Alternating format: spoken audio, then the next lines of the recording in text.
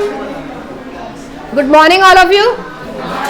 Today we are going to discuss some extra question answers which are very important for the point of view of our formative exams which are coming in August.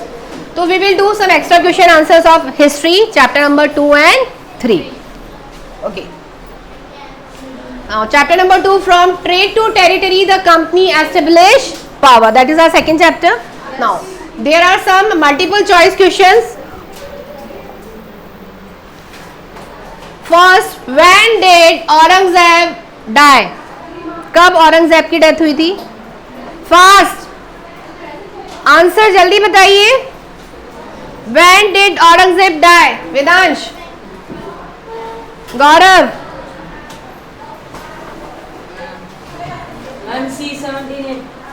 It's a 1707. Next, which Nawab of Bengal died in 1756 AD? Which Nawab of Bengal? D. It's Alivardi Khan. Are you sure? Yes, ma'am.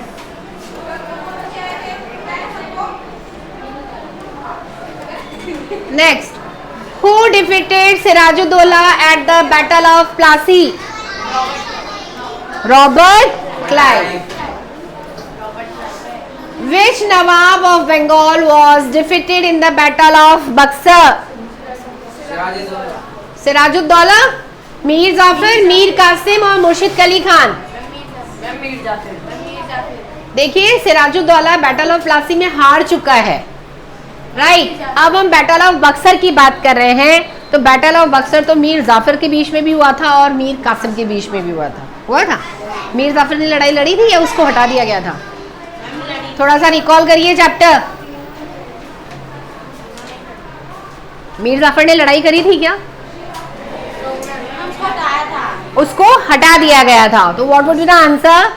Mir Qasim. Answer is okay. These are the very important questions. ये MCQs के लिए आप इसको बहुत अच्छे से prepare कर लेना. ये आपके बोर्ड के लिए भी है, right. Next, after which battle the company appointed resident in the Indian states? किस बैटल के बाद कंपनी ने रेसिडेंट अपॉइंट किए थे? रेसिडेंट अपॉइंट कर लिए थे. हर जगह इन्होंने अपना एक एक रेसिडेंट अपॉइंट कर दिया था, एक एक ब्रिटिशर, ये जानने के लिए, इंटरनल मैटर्स जानने के लिए. हमने ये पढ़ा था, आपको याद हो तो जल्दी बताइए. Battle of sure? गलत नहीं है ये. Battle of Buxar. Next, who granted diwani rights of Bengal to the British?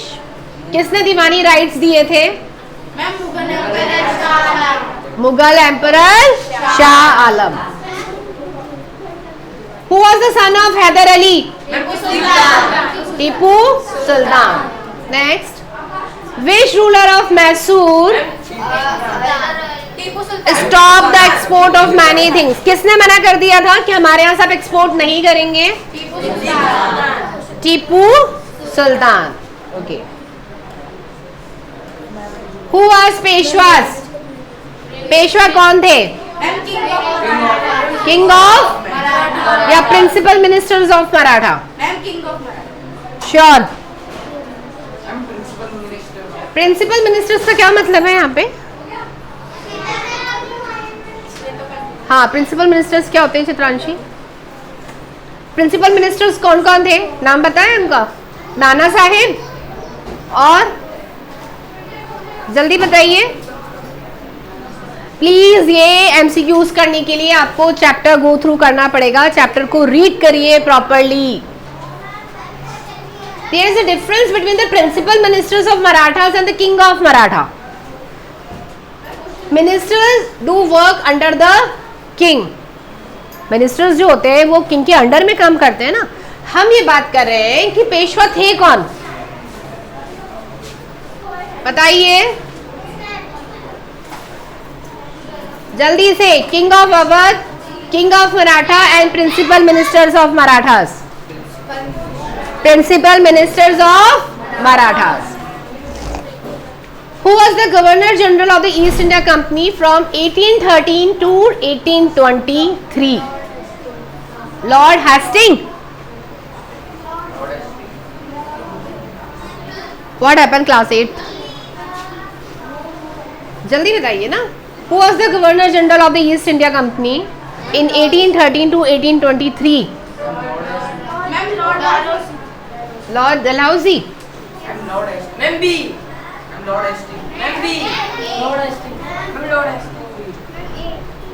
Vedansh? Confirm? Yes, ma'am. Lord Dalhousie. Ma'am, Lord Dalhousie. Lord Dalhousie. It's Lord Hastings. Who initiate the policy of paramountcy? Paramountcy कौन लेकर आया था? William Bentinck. Lord Hasting. Lord Wellesley. It's Lord Hastings. Which of these state was annexed through the doctrine of lapse? कौन कौन से states इन्होंने अपने कब्जे में कर लिए थे डॉक्ट्राइन ऑफ लैप्स के थ्रू? सतारा, झांसी, नागपुर और all of these. All of these. Next. With which country the East India company fought A prolonged battle from 1838 till 1842? Afghanistan. Now very short question answers. Who was the last powerful Mughal emperor of 18th century? Aurangzeb. When did Aurangzeb die? देखिए ये हमने हमारा अभी यहाँ पर भी किया था, right? What was the reason of emergence of European trading companies in India? Emergency क्यों लागू कर दी थी? क्या हो गया था? क्या बात हो गई थी कि ब्रिटिशर्स ने आके हमारे यहाँ पे कब्जा कर लिया था? उनको ऐसी क्या अपॉर्चुनिटी दिखी थी? औरंगजेब की डेथ हो गई थी. औरंगजेब के बाद कोई संभालने वाला नहीं था मुगल एम्पायर को, तो ये अपॉर्चुनिटी किसने अवेल करी थी? ब्रिटिशर्स ने. किसने? ब्रिटिशर्स ने. तो डिक्लाइन ऑफ मुगल एम्पायर, जैसे मुगल एम्पायर डिमिनिश हुआ, यूरोपियंस ने हमारे यहाँ से ट्रेडिंग करना स्टार्ट कर दिया. Next. In which provinces did the East India Company begin its trade? कहाँ से इन्होंने अपनी ट्रेडिंग स्टार्ट करी थी? ये चीज हमने पढ़ी थी, अगर आप लोगों को पता हो कि इन्होंने सबसे पहले आके कैप्चर किया था हमारे वेस्ट बंगाल के एरिया को. पढ़ा था कि नहीं पढ़ा था हमने? Next. Who appointed the company as the Diwan of Bengal and when? Diwan of Bengal East India Company को अपॉइंट किया गया था. किनके द्वारा अपॉइंट किया गया था? किन्होंने अपॉइंट किया था? मुगल ऑफ एम्परर्स ने. और कौन सी ईयर में किया था? 1765. क्लास ये क्वेश्चंस बहुत अच्छे से कर लेना. FA2 में इसी तरह के क्वेश्चंस आएंगे और हो सकता है यही आ जाए. आ गया समझ में बात? आ रही है बात समझ में? When was the Battle of Buxar fought? Battle of Buxar कब हुई थी? 1764. Next. Who was the governor general of India in 1798 to 1805? कौन थे हमारे governor general? Richard Wellesley. Who was the governor general? Richard Wellesley. Okay. When Hyder Ali rule over Mysore? 1761 to 1782.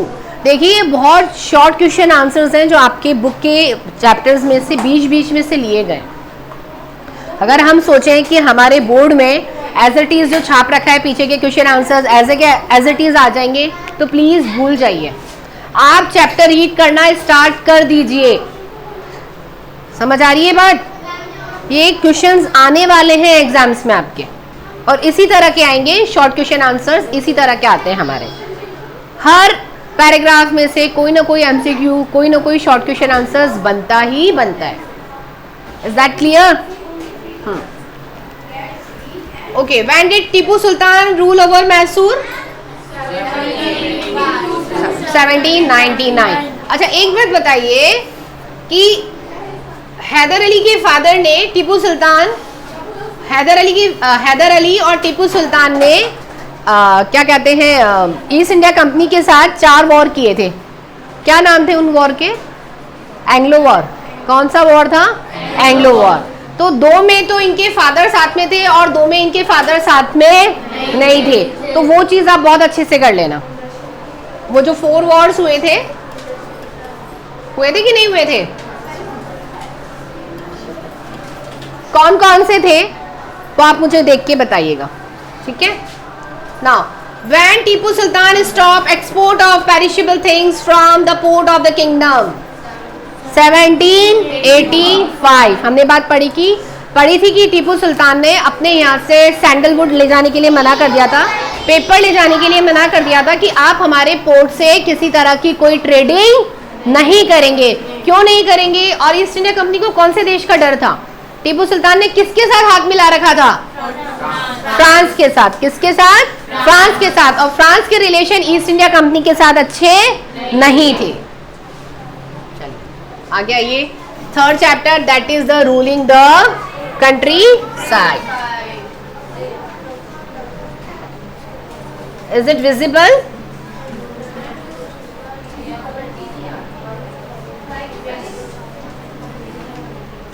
Okay, clear? Now, next chapter, that is our chapter number 3, ruling the countryside. The British received the Diwani of Bengal in 1765. Okay. A terrible famine occurred in Bengal in 1770. Okay. In the famine of 1770 in Bengal, about how many people were killed? 10 million. Sure. Yes, ma'am. 10 million people. Now, the permanent settlement system passed in 1793. Okay. The permanent settlement system was associated with land revenue. Next. In permanent settlement system, who were recognized as zamindar? Rajas and Talukdar. अगर आपने पढ़ा हो अभी NCERT का हमने एक answer भी किया था, उसका आंसर यहाँ से स्टार्ट था कि rajas and the talukdar are the main leaders who collect the revenue. ये चीज हमने पढ़ी है। ओके, तो what was the answer? Both A and B. Now the Munro system was introduced in South. Munro कहाँ से स्टार्ट हुआ था?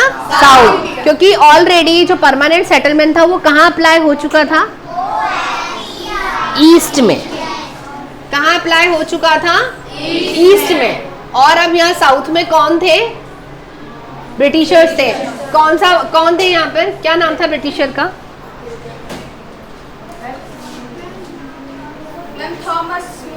Thomas Munro. That's why this system was known as Munro system.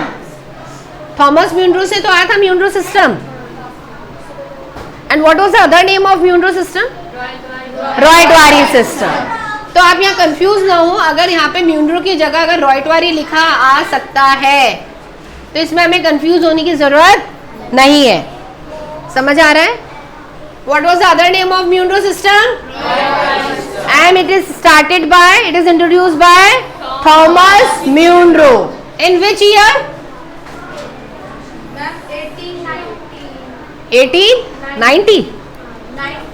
1819. The company was trying its best to expand the cultivation of indigo. Indigo or rice? Both A and B. Both A and B.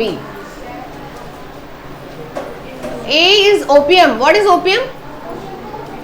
What is opium? What is opium? It is also a type of color or what? We read in our chapter that is opium and ward. पढ़ा था कि नहीं पढ़ा था हमने ये? Ward क्या था? पर्पल कलर, है ना? एक ऐसा नेचुरल कलर था जो वॉश होने पे निकल जाता था, उसका कलर स्ट्रॉन्ग नहीं था। ये बात पढ़ी थी हमने, तभी तो यूरोपियंस हमसे क्या मांग कर रहे थे, इंडिगो की, right. Opium also a colour, it is a blue colour, but उसका टेक्सचर एज इट इज हमारा जैसा जो टेक्सचर आता था इंडिगो का वैसा नहीं था। Clear? Next, Indigo was being used by manufacturing clothes. Which system was associated with indigo cultivation? Both A and B. That is Lidge and Wright both. Right? The blue rebellion is associated with croppers. Indigo. Okay. Indigo के साथ हम दूसरी crop कौन सी grow कर सकते थे?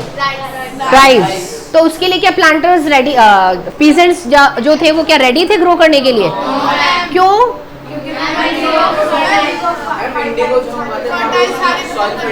Indigo सारी fertility soil की खत्म कर देता था। अगर एक बार उसके ऊपर इंडिगो ग्रो किया जाए तो वो अपनी दूसरी क्रॉप जो राइस होती थी उसको ग्रो नहीं कर पाते थे।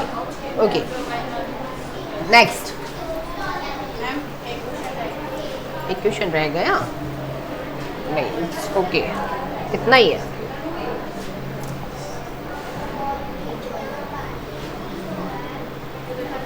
When did the British get the Diwani of Bengal? अभी जस्ट पढ़ा था हमने।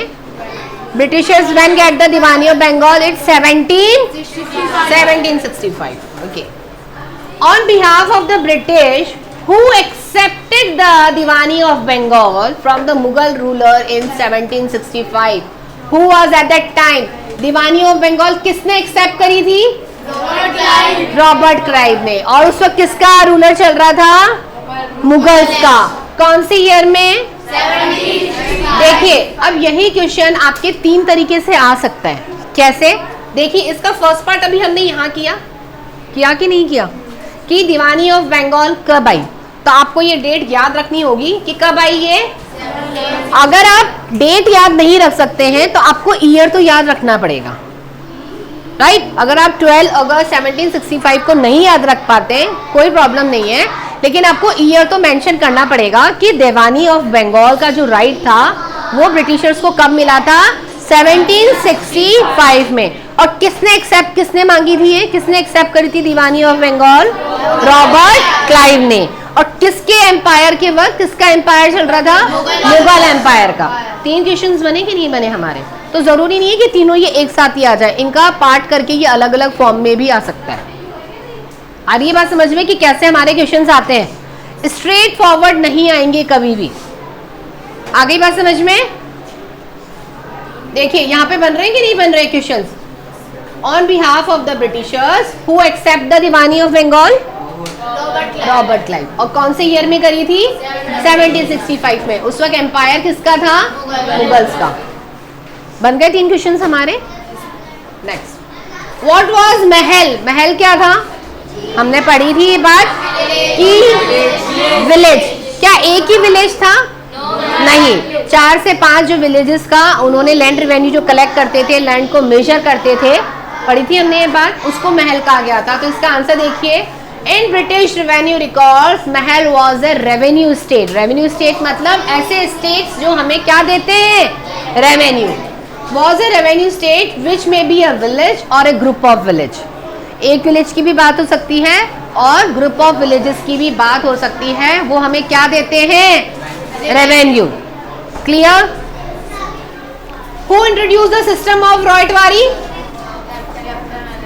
Captain Alexander. देखिए, अब आप यहाँ पे कंफ्यूज होने की बात आ जाती है कि मैम अभी तो आपने बताया था कि रॉयटवारी सिस्टम का अदर नेम म्यूनरो सिस्टम भी है। उसका अदर नेम म्यूनरो सिस्टम जरूर है, लेकिन रॉयटवारी सिस्टम कैप्टन अलेक्जेंडर रेड के द्वारा स्टार्ट किया गया था और जो म्यूनरो सिस्टम था वो थॉमस म्यूनरो के द्वारा स्टार्ट किया गया था। और ये बात समझ में?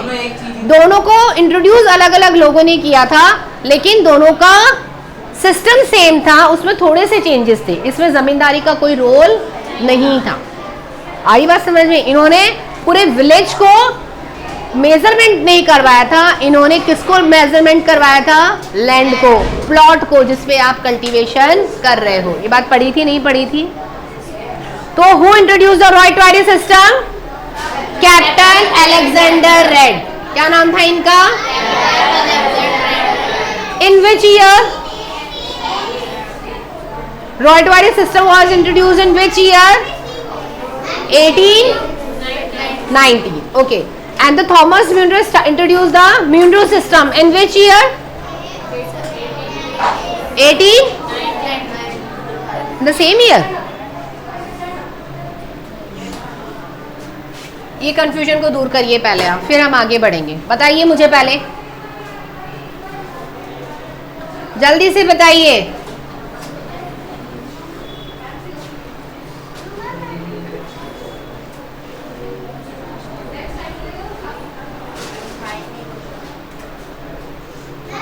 It is mentioned in our book. Rotary system introduced in which year? It is introduced by Captain Alexander, but in which year? 1890. Both in the same year. That means Thomas Munro system and Rotary system introduced in the same year, but by the different generals. Okay. What was the Munro system? क्या था Munro system? क्या था Munro system? It is a system which the company collect the revenue from the peasants. It was a land revenue system between the peasant and the company in South India. तो आप इसका answer और कैसे लिख सकते हैं आप मुझे बताएंगे. हमें पता है कि Munro system इंट्रोड्यूस किया गया था थॉमस म्यूनरो के द्वारा. स्टार्ट किया गया था साउथ में. तो आप इसको ऐसे आंसर ना लिख के आप ऐसे भी लिख सकते हैं that the Thomas Munro system it is introduce Munro system it was introduced by Thomas Munro in 1819. The system was used to collect the revenue from the peasants. Clear? Exactly लिखने की जरूरत नहीं है, लेकिन आप जो भी आंसर लिखें वो टू द पॉइंट क्लियर होना चाहिए. टीचर को समझ में आना चाहिए कि आप क्या लिख रहे हैं. आप जो लिखेंगे वही हमारे लिए सही होगा. अगर आपकी वोकैबुलरी गलत होगी, आप वर्ड गलत यूज में ले रहे हैं, आप एक्सप्रेस नहीं कर पा रहे हैं कि आप क्या लिखना चाह रहे हैं, तो फिर वो आंसर गलत हो जाता है. आइए समझ में बात. चलिए,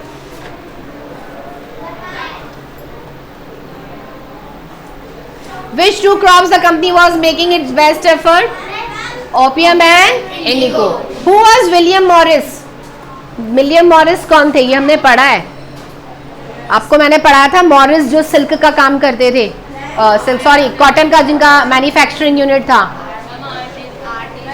आर्टिस्ट थे जो मोटिफ बनाते थे. मेनली उनके कपड़े कौन से कलर के होते थे? Cloth blue. पढ़ा था मैंने मॉरिस के बारे में, आप लोगों को पता था. तो who was the William Morris? William Morris was a famous poet and artist. हमारे इसमें एक चीज और आई थी, what was कलमकारी. शायद मैंने आपको अंडरलाइन भी करवाया था. कलमकारी कहाँ से स्टार्ट हुआ था? जिस तरह से ये क्वेश्चन आया है वैसे ये भी आ सकता है कि कलमकारी कहाँ पे यूज होता है. इट्स एमपी और आंध्र प्रदेश. आंध्र प्रदेश. इसकी मेन फीचर क्या है कलमकारी का? They also use in their art, they use blue colour. Kalamkari में कौन सा कलर सबसे ज्यादा यूज आता है? Blue colour. क्योंकि जो मेन इनका बेस होता है कपड़ा, उसको ब्लू कलर से डाई किया जाता है. ये बात पढ़ी थी कि नहीं? तो ये इंपॉर्टेंट है, जरूरी नहीं है कि यही है विलियम मॉरिस के बारे में. कलमकारी भी आ सकता है कि कलमकारी कहाँ का है? आंध्र प्रदेश का है. Right. Next, why was Indigo being used? Indigo क्यों यूज में लिया गया था? कहाँ यूज में लिया जा रहा था? क्या मेन रीजन था इंडिगो को यूज करने के लिए? Indigo was used to dye the cloth and it is used in Italy, France and England.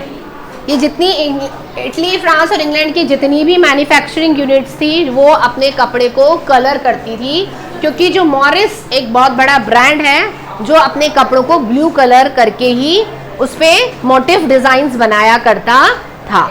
Right. तो इसकी सबसे ज़्यादा डिमांड इटली, फ्रांस और इंग्लैंड में थी और अभी भी है. Clear? Why did the cloth dyers preferred indigo? Cloth dye करने वाले इंडिगो को क्यों प्रिफर करते थे? क्योंकि वो हमें स्ट्रॉन्ग परमानेंट कलर देता था, इसका कलर वॉश होने के बाद भी नहीं निकलता था। क्लियर है? The dye prefers indigo as a dye because it produce a rich blue colour. हमें कौन सा कलर देता था? ये रिच ब्लू कलर, जिसको वॉश होने पे भी ये फेड नहीं होता था। क्लियर है? समझ आ रहा है कि हमारे कैसे क्वेश्चंस आते हैं? Next, name two system of indigo cultivation. कौन कौन से? निच एंड रॉयल्स। व्हाट वाज निच? निच क्या होता था? निच के अंदर जो प्लांटर है वो खुद के लैंड पे कल्टीवेट करता था। निच क्या था? निच मतलब आप हिंदी में अगर इसका मतलब देखें तो निच मतलब क्या होता है? अपना। निच मतलब क्या होता है? अपना। तो यहाँ पे निच कल्टीवेशन मतलब प्लांटर खुद के लैंड पे इंडिगो कल्टीवेट करवाता था, मतलब लेबर हायर करी है यहाँ पे, इस बात का ध्यान रखिएगा। राइट? तो व्हाट वाज द निच cultivation? Cultivation of indigo on planters' own land was called niche. Clear हुआ? Any doubt? समझ आ रहा है? चलिए। What was royalty? Cultivation of indigo on Royds land. मतलब Royds मतलब आपने किसी और का लैंड रेंट पे लिया है। और ये बात समझ में? रॉयड का मतलब क्या था? Land was taken on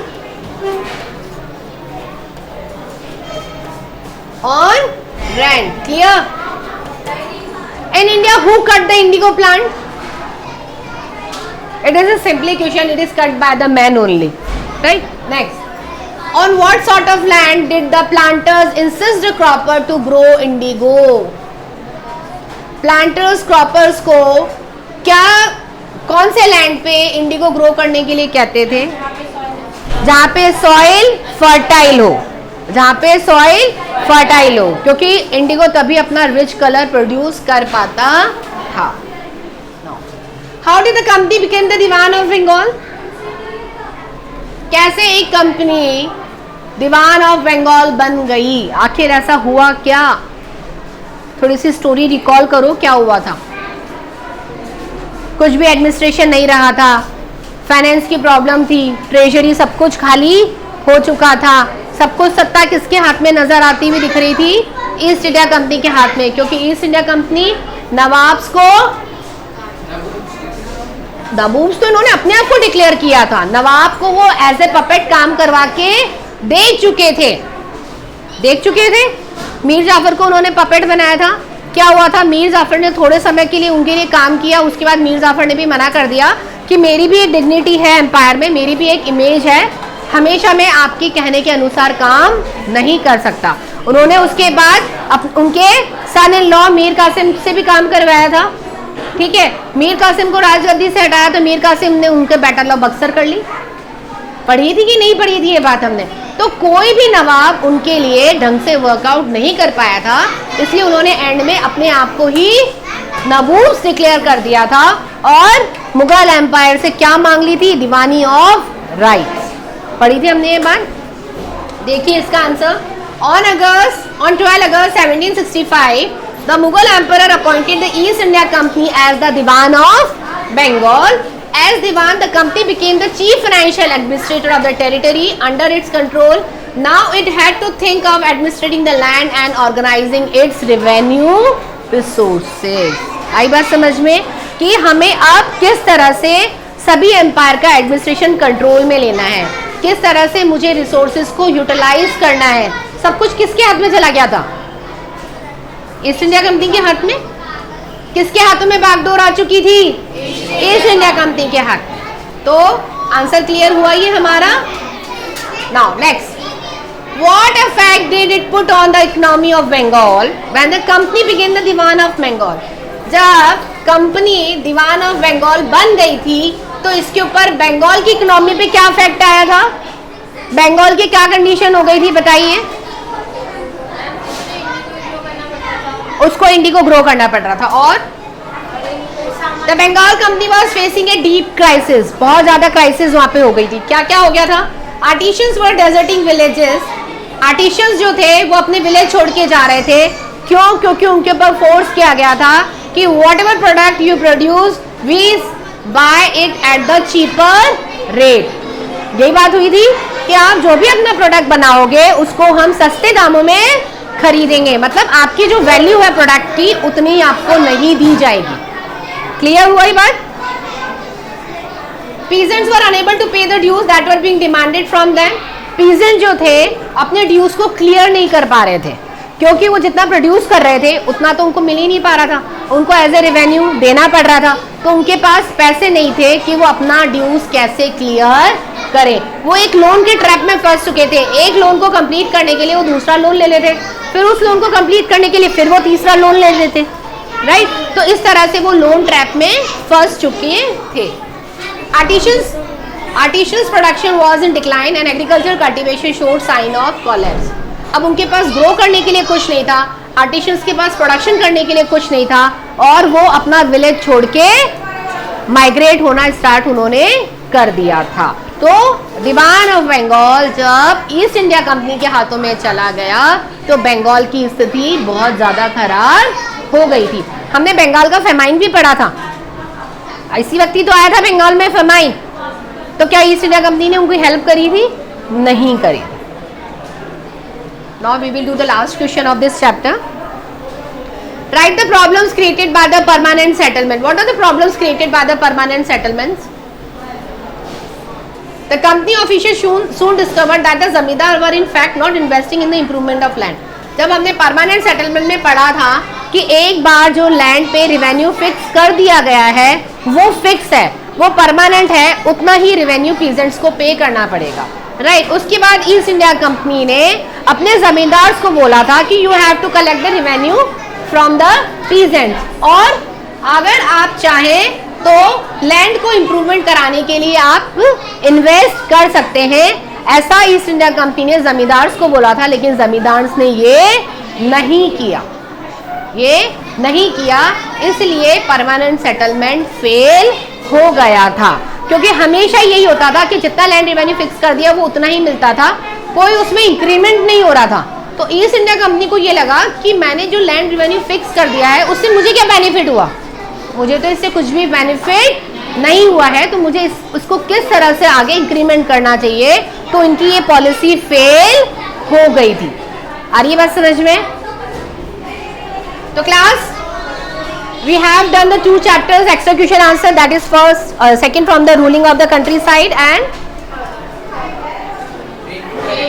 trade to territory. So hope you like this chapter execution answers. Now in this next session we will do geography's execution answer. Okay, so we will meet in our next session.